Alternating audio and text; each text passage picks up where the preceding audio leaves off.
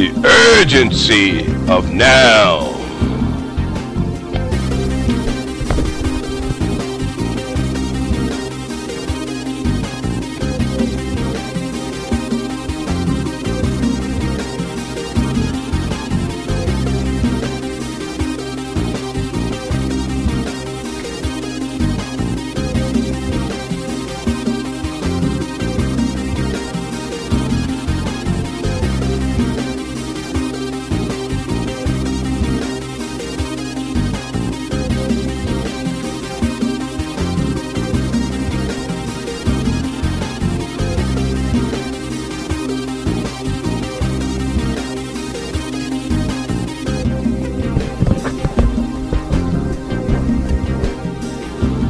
Urgency of now.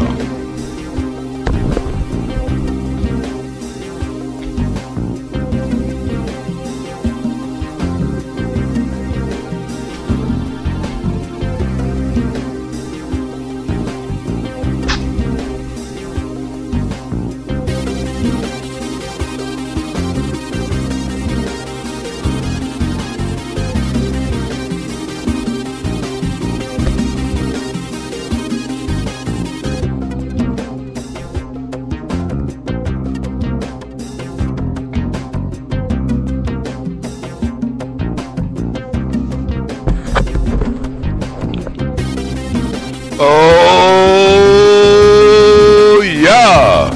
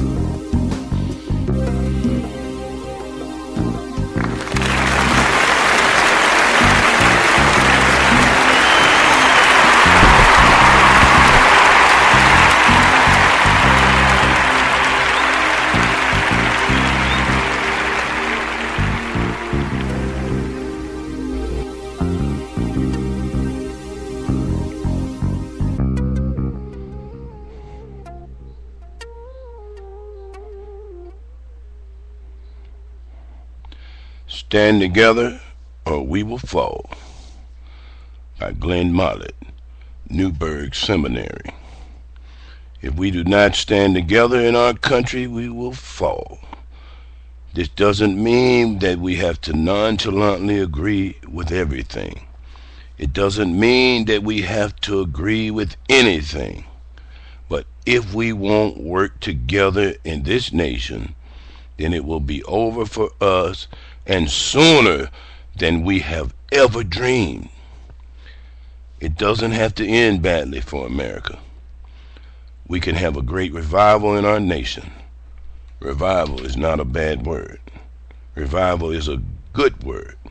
It means to rekindle or bring back to life. So many families in America are at the end of their rope. They have lost their house, have no savings, and are living hand to mouth. Millions are so tired of looking for a job and have given up. Veterans line our inner cities.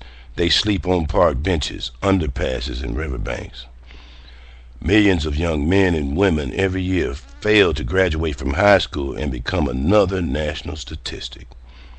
Senior adults every day wonder if they will be able to buy medicine and food this time next year. At the same time, we watch our jobs go overseas.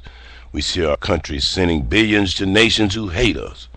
All the while we are backbiting, cussing, stabbing, and killing each other, all in the name of America. We must have a revival in America. We need a revival of love, patriotism, respect of life and liberty, and a renewed commitment to what really counts. If we do not care about our brother, our neighbor, our fellow citizen, and if it's all about us, for and no more, then we won't hold on another generation. America will become only what we don't want to ever imagine America becoming. Will we become the land where life, liberty, and the pursuit of happiness will only be pages of some old history books and no longer the hope of each and every new American?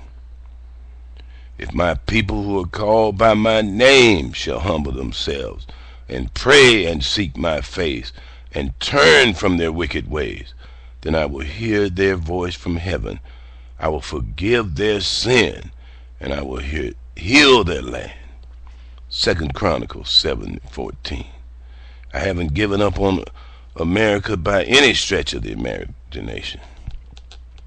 America has been and is and will be a great land tomorrow for future generations. I believe there are enough of us who were handed this great country, and we will do everything we can to hand it to others to love, protect, and cherish just as you and I do. God bless America.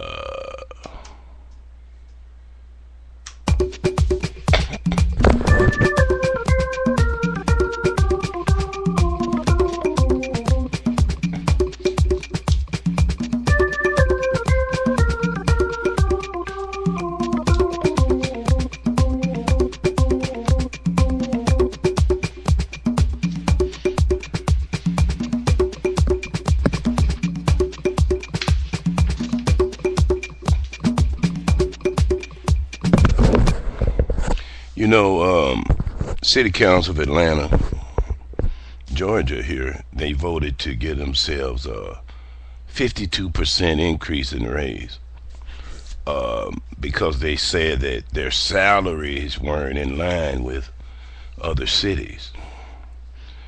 We see the Republicans in office that, unpatriotically, they say go off the fiscal cliff. Let the ones who get the least pay the most percentage of their income in taxes. It's unpatriotic to me. So, and these are the people who vote every year on a raise for themselves. When are we going to wake up? When are we going to wake up? It's not about partisan politics. And it's not about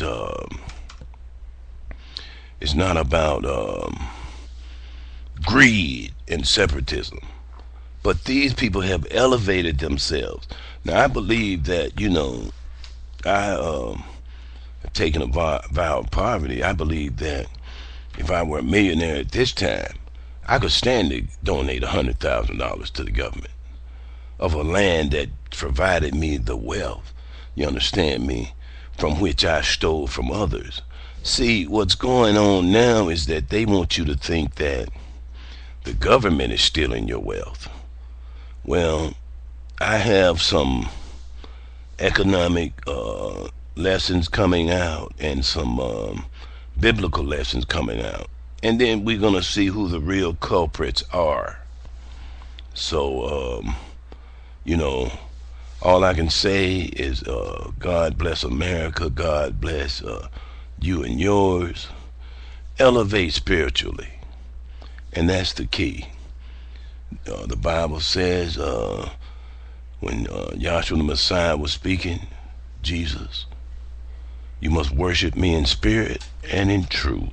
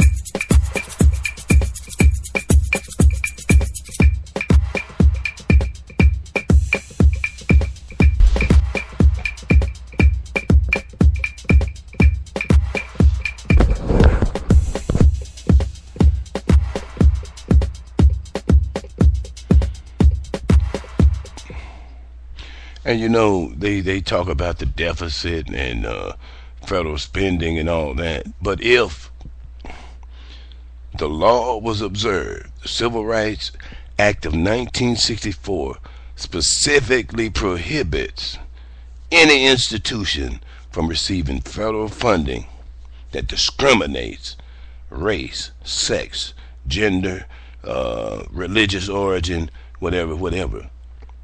Okay, if they apply the law, step in and cut this federal funding off, you could eliminate the deficit tomorrow.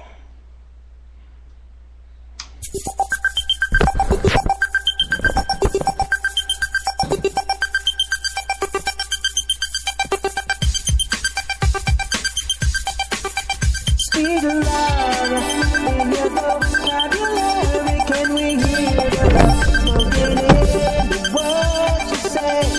Love and our Father carry. We are able to heal broken hearts and minds with love. With love.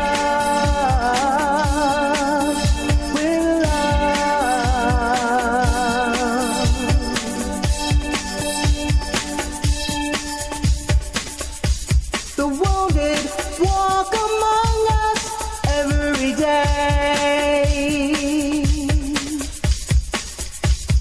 They might be awful things people say. Listen with your heart and to your words. Sometimes what you say is not what's heard.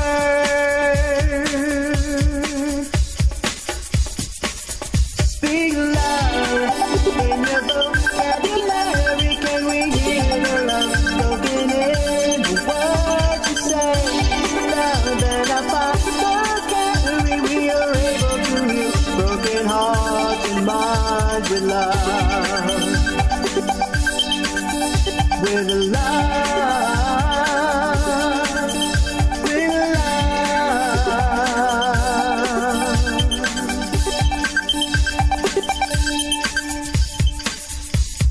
Words can give life or can annoy,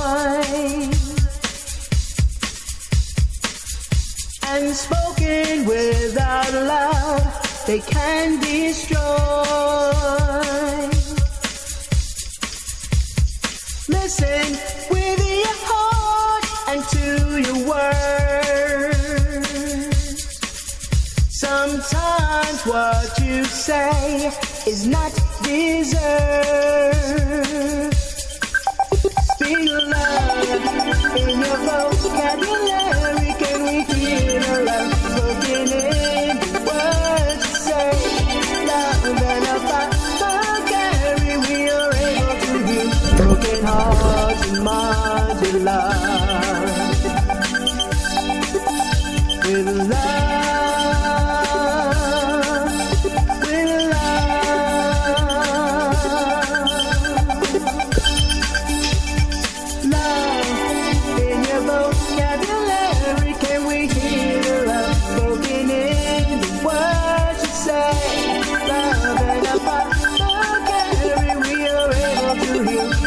Hearts and minds with love.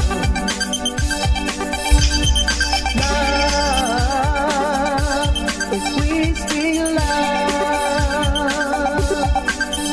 we are able to heal broken hearts and minds with love. We are able to heal broken hearts and minds with love. We are able to heal with love.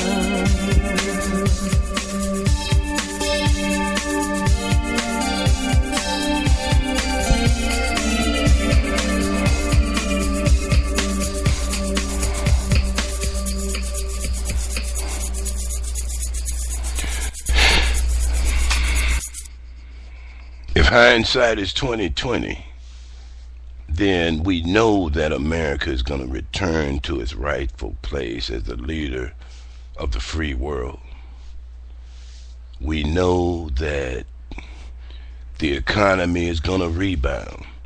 But right now, the President of the United States of America, regardless of race, creed, or color, has set a mandate that the people followed.